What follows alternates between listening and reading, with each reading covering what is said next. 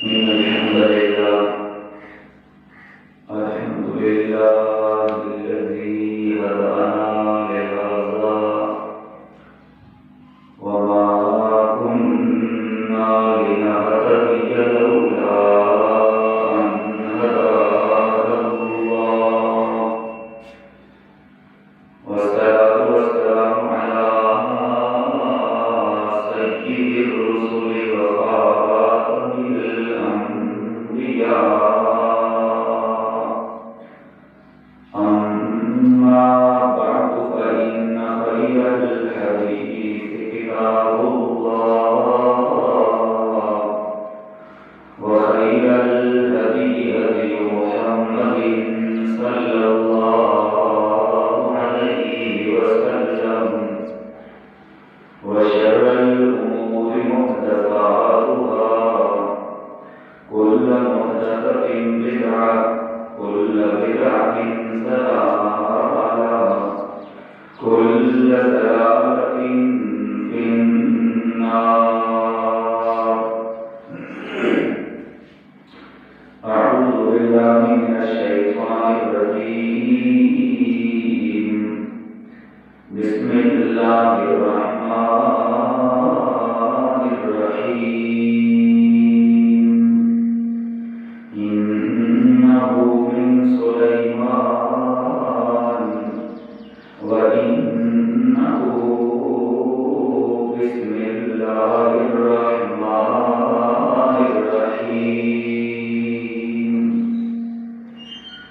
سبحان ربك رب العزة عما يصفون وسلام على المرسلين والحمد لله رب العالمين. إن الله وملائكته يصلون على النبي يا أيها الذين آمنوا صلوا عليه وسلموا تسليما. اللهم صل على محمد وعلى آل محمد كما صليت على إبراهيم وعلى آل إبراهيم إنك حميد مجيد. اللهم بارك على محمد وعلى آل محمد كما باركت على إبراهيم وعلى آل إبراهيم إنك حميد مجيد. معزز محترم حاضرین و سامعین کرام، قرآن مقدس کے نزول سے پہلے عربوں کا رواج تھا کہ وہ اپنے کام کا آغاز بتوں کے نام سے کیا کرتے تھے، جیسے بسم اللہ، بسم العزا. بعض دوسرے قوموں میں بھی بت پرستی کی وجہ سے ایسا رواج تھا، حتیٰ کہ بعض اقوام اپنے بادشاہوں اور سرداروں کا نام لے کر اپنے کاموں کی ابتدا کرتے تھے تاکہ اس سے ان کی خوشنودی اور برکت حاصل کی جائے. قرآن مجید سے معلوم ہوتا ہے کہ جب مصر کے جادوگروں نے سیدنا موسیٰ علیہ السلام سے مقابلہ شروع کیا تو انہوں نے فرعون کے نام سے مقابلے کی ابتدا کی. قرآن پاک اس پہ گواہ ہے. قالوا وبعزت فرعون. اور چونکہ قرآن مقدس ہر قسم کے شرک کا مخالف ہے اور اسے ہر حال میں ختم کرنا چاہتا ہے، اس لیے قرآن مقدس نے اس عالمگیر مشرکانہ رسم کے خاتمے کے لیے بڑا پیارا اور خوبصورت طریقہ بسم اللہ الرحمن الرحیم کا سکھایا،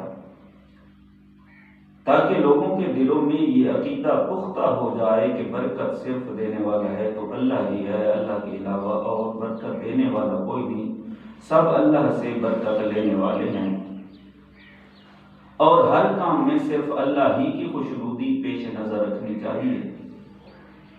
ہر نیک اور اہم کام کا آغاز بسم اللہ سے کرنا، جیسے ہمارے نبی محترم حضرت محمد کریم صلی اللہ تعالی علیہ وسلم کی سنت مطہرہ ہے، اسی طرح سابقہ انبیاء علیہ السلام بھی اپنے ہر کام کا آغاز بسم اللہ سے کیا کرتے تھے۔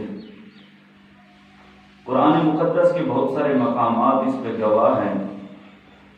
مثال کے طور پر پہلا مقام جہاں اللہ کے ایک نبی نے اپنے کام کی ابتدا بسم اللہ سے کی،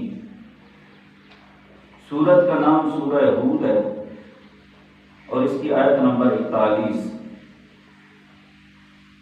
حضرت نوح علیہ السلام کا واقعہ اللہ رب العزت نے ذکر فرمایا ہے۔ فرمایا اعوذ باللہ من الشیطان الرجیم بسم اللہ الرحمن الرحیم حتی اذا جاء امرنا وفارت النور قلنا احمل فيها من كل زوجين اثنين وأهلك إلا من سبق عليه القول ومن آمن وما آمن معه إلا قليل وقال اركبوا فيها بسم الله مجريها ومرساها إن ربي لغفور رحيم۔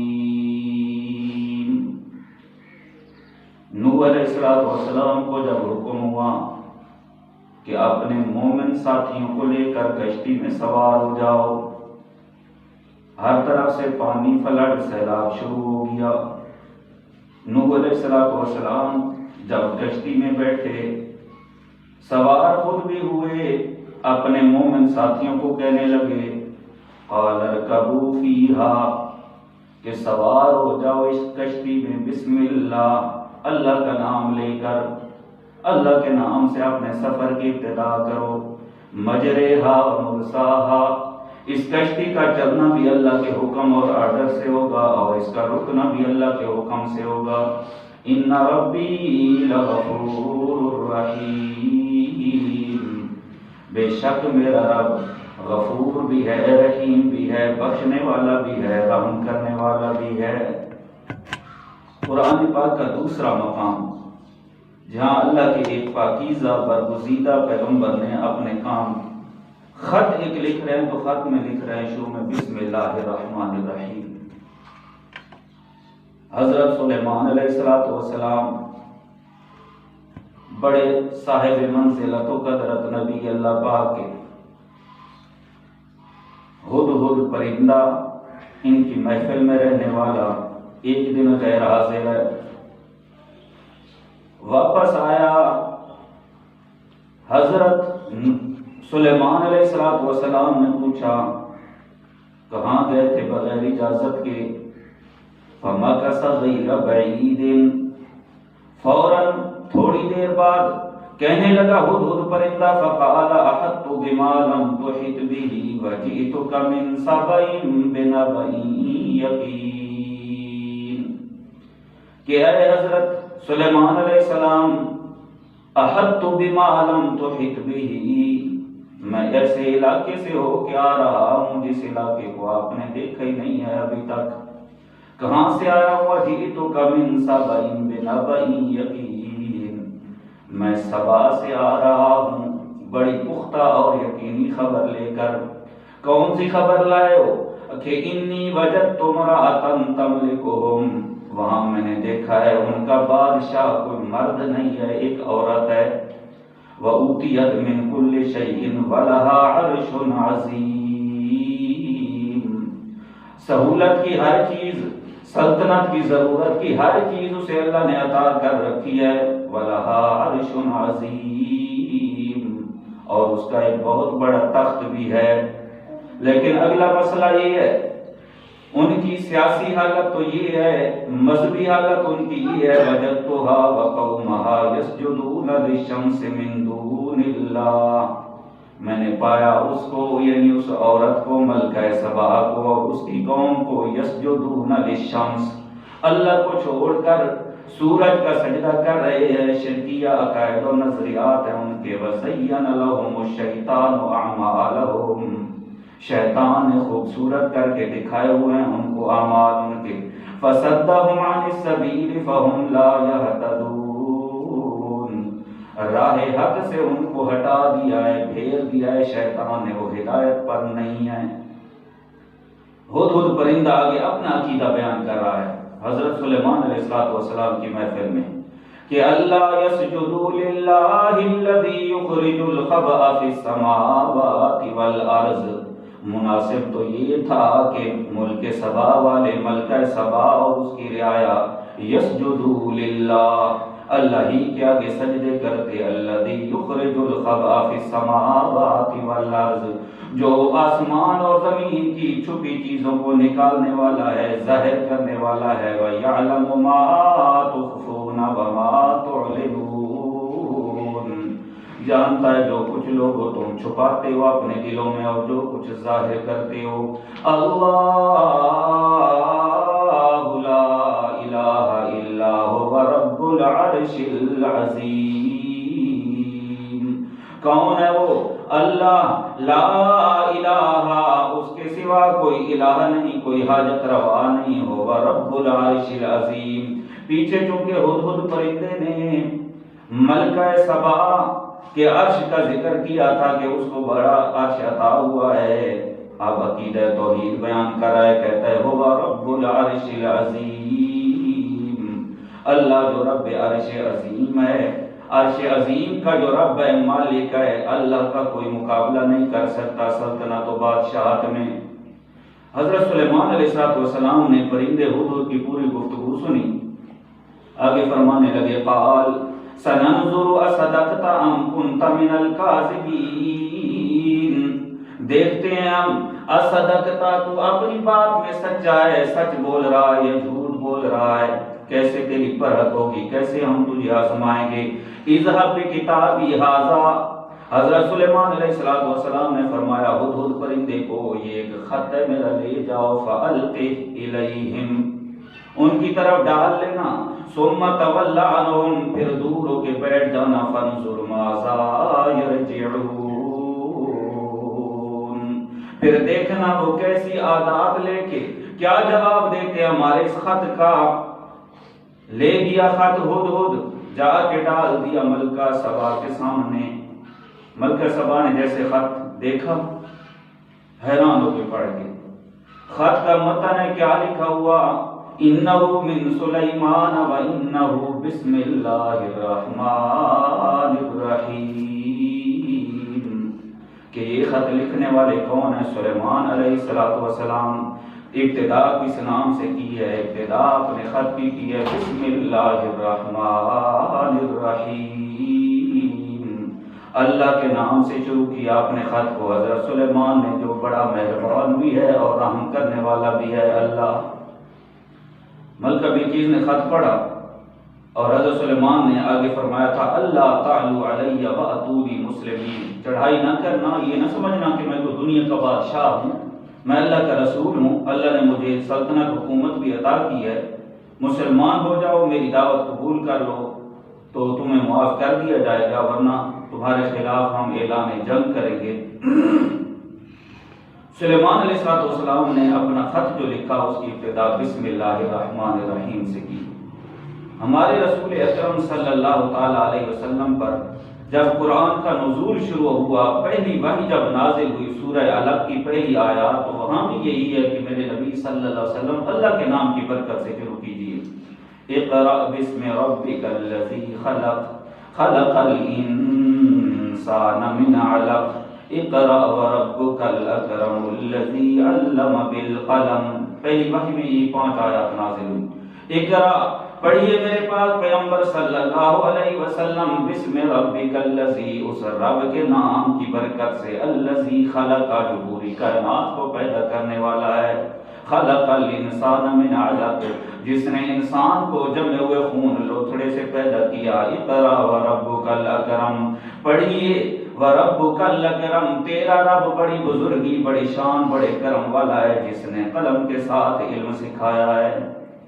یعنی ہر اچھے کام کی ابتدا قرآن مقدس نے بھی کی تو اللہ کے نام سے، یعنی بسم اللہ سے۔ انبیاء علیہ السلام کی سنت بھی ہے کہ ہر کام جو اچھا، جائز اور مشروع کام کرو بسم اللہ سے کرو۔ بسم اللہ کا دوسرا نام تسمیہ بھی ہے۔ قرآن پاک کی 114 سورتیں ہیں اور قرآن پاک میں بسم اللہ بھی 114 مرتبہ ہے، یعنی ہر سورت کی ابتدا میں بسم اللہ ہے۔ لیکن سورہ توبہ قرآن پاک کی 10ویں سپارے میں ایک سورت ہے، اس کی شروع میں بسم اللہ نہیں ہے۔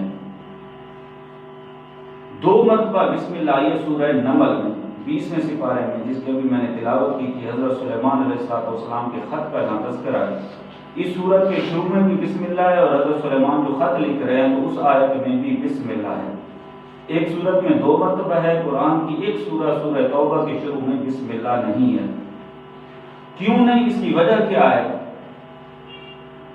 عام سی وجہ، عام فہم جو ہر بندے کو سمجھ آنے والی وجہ یہ ہے کہ نبی صلی اللہ علیہ وسلم نے ہر سورت کے شروع میں صحابہ کرام سے بسم اللہ لکھوائی ہے، سورہ توبہ کے شروع میں نہیں لکھوائی۔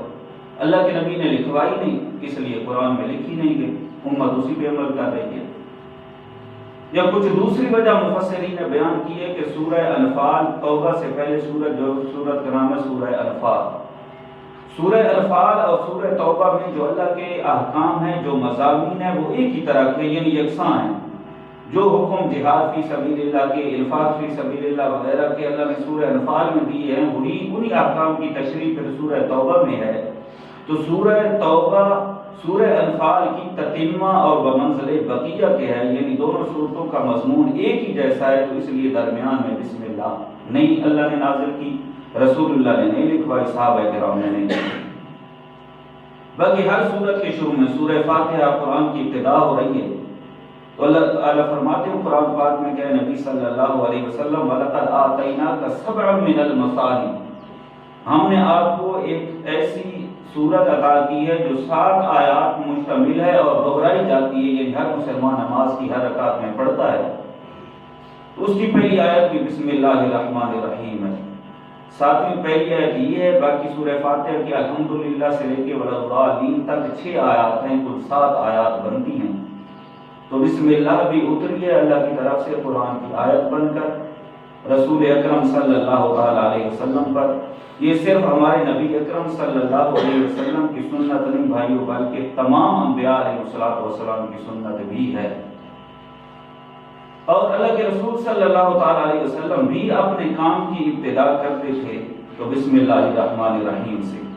قرآن پاک کے میں نے تقریباً 3 حوالے دکھایا ہے۔ پہلا حضرت نوح علیہ السلام جب کشتی میں سوار ہونے لگے، خود بھی پڑھا، قوم والوں کو بھی کہا، مومنوں کو کہ قالا ارکبوا فیہا بسم اللہ مجرہا، اللہ کے نام سے سوار ہو جاؤ۔ حضرت سلیمان علیہ السلام کے خط کا تذکرہ ہوا تو وہاں بھی حضرت سلیمان نے جو خط لکھا تو اس کی ابتدا کی انہو بسم اللہ الرحمن الرحیم۔ تیسرا مقام سورہ علق کا کہ ہمارے رسول اکرم صلی اللہ تعالی علیہ وسلم پر پہلی وحی نازل ہوئی، اقرأ بسم ربک الذی، تو اس میں بھی اللہ کے نام سے ابتدا ہوئی پہلی وحی کی۔ نبی پاک صلی اللہ تعالی علیہ وسلم نے گرد و نواح کے کچھ فرما رواؤں کو خط لکھے ہیں، مثال کے طور پر قیصر روم، کسریٰ ایران، نجاشی بادشاہ، والی مصر وغیرہ کو رسول اکرم صلی اللہ علیہ وسلم نے کچھ خط لکھے۔ وہ خط بھی انشاءاللہ سارے خط رسول اللہ صلی اللہ علیہ وسلم نے ان میں کیا لکھا وہ کسی الگ خطبہ میں انشاءاللہ تذکرہ ہوگا۔ ایک خط ان میں سے صحیح البخاری میرے سامنے ہے، صحیح البخاری کی حدیث نمبر ہے 2941، اس میں پورا تذکرہ ہے رسول پاک صلی اللہ علیہ وسلم کے خط کا۔ نبی پاک صلی اللہ علیہ وسلم کیا خط میں لکھواتے ہیں؟ بسم اللہ الرحمن الرحیم۔ چلو ثواب کی نیت سے سارے ساتھی سن لیں گے اس کی۔ عربی بھی اور ترجمہ بھی. من محمد عبد اللہ ورسولہ الی ہرقل عظیم الروم سلام علی من اتبع الہدی اما بعد فإنی ادعوک بدعایت الاسلام اسلم تسلم واسلم یؤتک اللہ اجرک مرتین فإن تولیت فعلیک اسم الأریسیین یا اہل الکتاب تعالوا الی کلمۃ سواء بیننا وبینکم الا نعبد الا اللہ ولا نشرک بہ شیئا. سبحان اللہ. رسول اکرم صلی اللہ علیہ وسلم کی ہر دعوت ہر دعا میں اللہ کی توحید ہے. ولا يتخذ بعضنا بعضا اربابا من دون اللہ فإن تولوا فقولوا اشهدوا بأننا مسلمون. حضرت رسول کریم صلی اللہ تعالی علیہ وسلم کا یہ خط لے کر صحابی رسول حضرت دحیہ کلبی رضی اللہ تعالی عنہ پہنچے کیسر روم کے پاس. کیسر روم جو اس وقت کا موجودہ بادشاہ تھا، اس کا نام ہرقل تھا. اردو کتابوں میں لکھا ہوتا ہے، اکثر اردو ہرقل اس کو پڑھتے ہیں، اصل عربی لفظ ہے وہ ہے ہرقل. رسول پاک صلی اللہ تعالی علیہ وسلم نے خط جو لکھوایا اس میں کی ابتدا کی بسم اللہ الرحمن الرحیم سے. شروع کرتا ہوں اللہ کے نام سے جو بڑا مہربان نہایت رحم والا ہے. یہ خط کس کی طرف سے؟ من محمد عبد اللہ ورسولہ، محمد جو اللہ کا بندہ ہے اور اس کا رسول ہے. کس کی طرف خط لکھا جا رہا ہے؟ الی ہرقل عظیم الروم، ہرقل عظیم روم، روم کے بادشاہ کی طرف. سلام علی من اتبع الہدی، سلامتی اس پر جو اللہ کی لائی ہوئی ہدایت کی پیروی کرے. اما بعد، اس کے بعد اللہ کے رسول فوری مقصودی بات پہ آئے، تمہیدیں زیادہ نہیں باندھی. اللہ کے رسول فرماتے ہیں فإنی ادعوک بدعایت الاسلام، اے عظیم روم، اے کیسر روم، اے ہرقل بادشاہ، ادعوک بدعایت الاسلام، میں محمد صلی اللہ علیہ وسلم اللہ کا بندہ بھی ہوں، اللہ کا رسول بھی ہوں. میں تجھے دعوت دینا چاہتا ہوں بدعایت الاسلام. کوئی لمبی چوڑی دعوت نہیں ہے، اسلام کی دعوت ہے. اسلم تسلم، اسلام قبول کر لے، تسلم تو امن پا جائے گا. واسلم یؤتک اللہ اجرک مرتین، اسلام لے آ، اللہ پاک تجھے دوہرا اجر عطا فرمائے گا. فإن تولیت، اگر تو نے منہ پھیر لیا میں محمد رسول اللہ صلی اللہ علیہ وسلم کی دعوت سے، فعلیک اسم الأریسیین، تجھ پہ اپنا گناہ تو ہوگا ہی، تیری رعایا کا سلطنت کا گناہ بھی تیرے ساتھ تجھے ہوگا. آگے اللہ کے رسول صلی اللہ علیہ وسلم نے قرآن کی آیت لکھی، یا اہل الکتاب، اے اہل کتاب، تعالوا الی کلمۃ سواء بیننا وبینکم. یہ سوال ہوتا ہے کہ اللہ کے رسول صلی اللہ علیہ وسلم تو لکھنا جانتے ہی نہیں تھے، تو پھر یہ خط کیسے لکھ لیے؟ تو اس کے دو جواب. ایک یہ کہ کاتبین وحی جو تھے یا آپ صلی اللہ علیہ وسلم کے جو صحابہ کرام کاتب تھے، لکھنے والے، ان سے لکھوائے، یا معجزتاً اللہ رب العزت نے آپ صلی اللہ علیہ وسلم سے کچھ چیزیں لکھوائیں جن میں سے یہ خطوط بھی ہیں. یا اہل الکتاب، اے اہل کتاب، تعالوا الی کلمۃ سواء بیننا وبینکم، آؤ میں محمد کریم صلی اللہ علیہ وسلم جس چیز کی تمہیں دعوت دے رہا ہوں، کلمۃ سواء بیننا وبینکم، ایک ایسے کلمہ کی جو تمہارے اور ہمارے درمیان برابر ہے. وہ کیا ہے؟ اللہ نعبد الا اللہ، تم بھی اللہ کو مانتے ہو، میں محمد کریم اور میرے مسلمان بھی اللہ کو مانتے ہیں، آؤ مل کے اللہ ہی کی عبادت کریں. ولا نشرک بہ شیئا، اور اللہ کا ذرا برابر کسی کو شریک نہ ٹھہرائیں. ولا یتخذ بعضنا بعضا اربابا من دون اللہ، اور ایک دوسرے کو اللہ کو چھوڑ کے رب نہ بنائیں، اپنے علماء کو، اپنے صلحاء کو، اپنے اولیاء انبیاء کو رب نہ بنائیں اللہ کو چھوڑ کے. فَإِن تَوَلَّوْا، پس اگر تم لوگوں نے منہ پھیر لیا، وَشَهَدُوا، تو گواہ ہو جاؤ میں محمد الرسول اللہ نے اپنا حق ادا کر دیا ہے. بِأَنَّا مُسْلِمُونَ، یقیناً ہم تو مسلمان ہیں، میں محمد الرسول اللہ اور میرے امتی صحابہ کرام تو اللہ کو ماننے والے ہیں. تم مانو یا نہ مانو، تمہاری اپنی مرضی. محمد کریم کی جو ڈیوٹی ہے، ذمہ داری ہے، تم تک دعوت پہنچا دینا، کھول کے حق کو سنا دینا۔ خط لکھا رسول پاک صلی اللہ تعالی علیہ وسلم نے، جو ابتدا کی بسم اللہ الرحمن الرحیم سے۔ ہرقل بادشاہ نے یہ خط پڑھوایا، اور اسی موقع پر ابو سفیان ابھی تک رضی اللہ تعالیٰ عنہ نہیں بنے تھے، یعنی صحابی رسول نہیں بنے تھے، یہ بھی وہاں تھے، تجارت کے سلسلے میں یا کسی سلسلے میں وہاں گئے ہوئے تھے۔ تو ہرقل نے بلا لیا ابو سفیان کو کہ تمہاری طرف سے، تیری برادری کی طرف سے ایک آدمی نے مجھے خط لکھا ہے، اور اس کا دعویٰ ہے کہ میں اللہ کا رسول ہوں۔ اس نے کچھ سوال کیے۔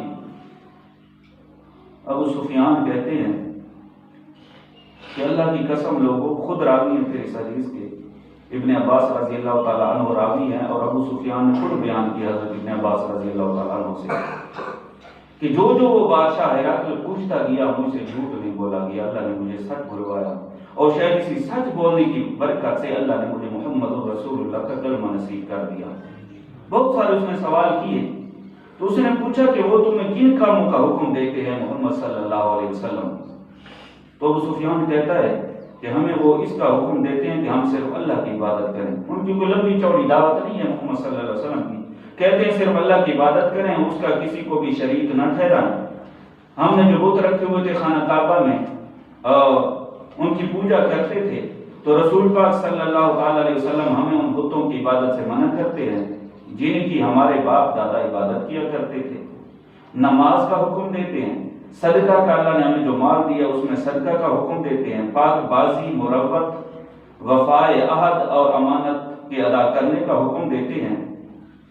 جب میں اسے یہ تمام باتیں بتا چکا، یعنی حضرت ابو سفیان کہتے ہیں میں جب ہرقل بادشاہ کو یہ باتیں بتا چکا تو اس نے اپنے ترجمان سے کہا، ان کی زبان اور تھی، ان کی عربی تھی، کہ ان سے کہو کہ میں نے تم سے ان کے نسب کے متعلق دریافت کیا، یعنی نام نسب پوچھے محمد صلی اللہ تعالی علیہ وسلم کا، تو تم نے بتایا کہ وہ تمہارے یہاں صاحب نسب ہیں، یعنی ان کا نسب بھی اعلیٰ ہے اور ہر اعتبار سے وہ اعلیٰ ہے۔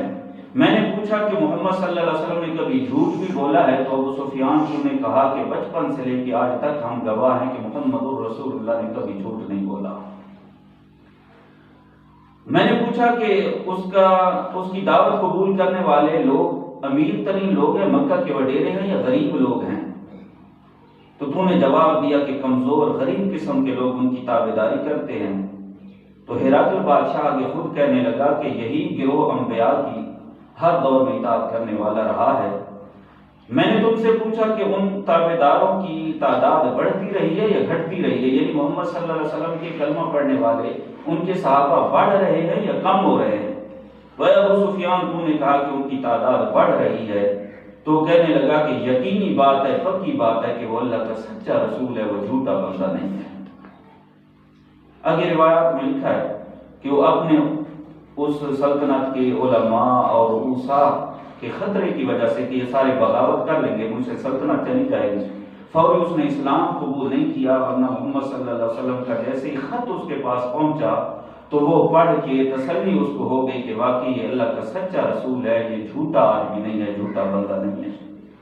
بھائی ہمارا موضوع تھا جو ابتدا میں نے کی تھی کہ ہر کام کی ابتدا بسم اللہ الرحمن الرحیم سے کی جائے۔ قرآن پاک کی یہی تعلیم ہے، حدیث رسول اللہ صلی اللہ علیہ وسلم کی بھی یہی تعلیم ہے۔ قرآن پاک کی ہر سورت کی ابتدا بھی اللہ نے بسم اللہ سے کی ہے، سوائے ایک سورت کے۔ بسم اللہ سے کام کا آغاز کرنے میں بہت ساری حکمتیں ہیں۔ آخر کیوں یہ حکم دیا گیا ہے؟ مشرکین کی کیوں مخالفت کی گئی؟ وہ بسم اللہ کہتے تھے، بسم العزیٰ کہتے تھے، کوئی اپنے سردار کا نام لیتا تھا، کوئی بادشاہ کا نام لیتا تھا۔ تو بسم اللہ سے سب سے پہلے تو یہ ہے کہ اللہ کے حکم کی تعمیل ہوتی ہے کہ اللہ کا حکم بندے نے تسلیم کر لیا۔ دوسرا یہ کہ بسم اللہ ایک دعا ہے جو اللہ تعالیٰ سے مانگی جاتی ہے، اور ہر دعا عبادت ہے، اس لیے بسم اللہ پڑھنے سے عبادت کا ثواب بھی ملتا ہے۔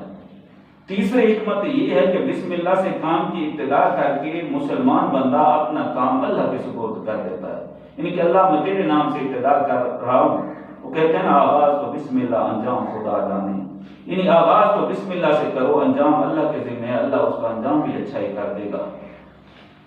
چوتھی حکمت یہ کہ بسم اللہ کے ذریعے مومن آدمی اپنی اپنی عاجزی کا اظہار کرتا ہے اور سمجھتا ہے کہ اسے ہر نیک کام کرنے کی توفیق اللہ تعالیٰ ہی دیتا ہے، وہ اللہ کی مدد کا طلبگار ہے، اس میں سے اکڑ، فخر، عجب یہ چیزیں نکل جاتی ہے، میں نکل جاتی ہے، یعنی بسم اللہ سے کام کی ابتدا کرنے سے بندے کی میں مر جاتی ہے۔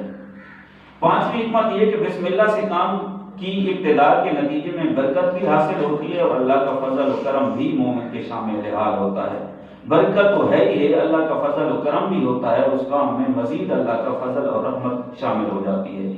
قرآن مجید کی صورتوں کے شروع میں بسم اللہ آنے کی حکمت یہ بھی ہے کہ احکام قرآن کی صرف اللہ کی طرف سے ہے۔ مشرکین جو کہتے تھے نا کہ بلعام نامی ایک لوہار تھا مکے میں، کہ محمد صلی اللہ علیہ وسلم کی اس کے ساتھ دوستی ہے، زیادہ بیٹھتے ہیں اس کے ساتھ، یہ قرآن کی آیتیں وہ سکھاتا ہے، یہ بنا کے پھر لوگوں کو کہتے ہیں کہ مجھ پہ قرآن اترا ہے۔ تو بسم اللہ سے اس چیز کی نفی ہو گئی کہ بسم اللہ سے شروع ہونے والی قرآن کی جو صورتیں ہیں وہ خالص اللہ کی طرف سے نازل کردہ ہیں، کسی انسان کی طرف سے نہیں ہے۔ کوئی آدمی محمد صلی اللہ علیہ وسلم کو نہیں سکھاتا، نہ یہ نبی صلی اللہ علیہ وسلم کا اپنا کلام ہے، بلکہ یہ اللہ کی طرف سے نازل کرتا ہے، نہ کسی اور کی طرف سے ہے، اس لیے صورتوں کی ابتدا بھی بسم اللہ سے ہے۔ لیکن افسوس کہ بھائیو آج ہم مسلمان جیسے دوسرے اسلامی شاعر تقریباً چھوڑ چکے ہیں، صرف اسلام کا نام ہی ہمارے پاس رہ گیا ہے۔ اسی طرح بسم اللہ پڑھ کر کام کو شروع کرنا یہ ہماری عادت میں سے نہیں رہا، اب ختم ہوگی۔ جب ہم بڑے گھر کی نہیں کرتے، بچوں کو بھی ہم یاد کے نہیں سکھا رہے، بسم اللہ پڑھ کے کام کی ابتدا نہیں ہم کر رہے، دائیں ہاتھ سے کام کو شروع نہیں کر رہے، خود بھی پی رہے ہیں، کھا رہے ہیں بائیں ہاتھ سے، کوئی اس میں آر نہیں سمجھتے۔ آگے دیکھنے والی ہماری نسلیں بھی وہی عادتیں اپنا رہی ہیں، اسلامی طریقہ بھی بھول چکے ہیں ہم لوگ۔ تو اس طرح ہم نے اپنے آپ کو بہت بڑی ایک عظیم برکت جو صرف ہمارے نبی نہیں تمام انبیاء کی سنت بھی ہے، ہمارے امام کائنات محمد رسول اللہ صلی اللہ علیہ وسلم کی سنت بھی ہے، قرآن پاک کی ابتدا ہر سورت کی ابتدا بھی بسم اللہ سے ہوئی ہے، تو اس عادت سے ہم محروم کیوں ہیں؟ تو بھائیو آج سے ہی وعدہ کریں اللہ کے ساتھ کہ اللہ ہم جو کام بھی اچھا کام کریں گے، جو برکت والا کام ہم تیری برکت سے ہی شروع کریں گے، تیرے نام سے ہی شروع کریں گے، بسم اللہ الرحمن الرحیم پڑھ کے ہم کام شروع کریں گے۔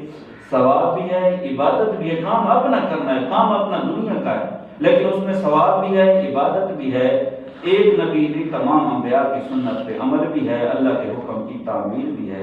اللہ پاک عمل کی توفیق عطا فرمائے۔ اقول قولی ھذا استغفر اللہ لی ولکم ولسائر المسلمین۔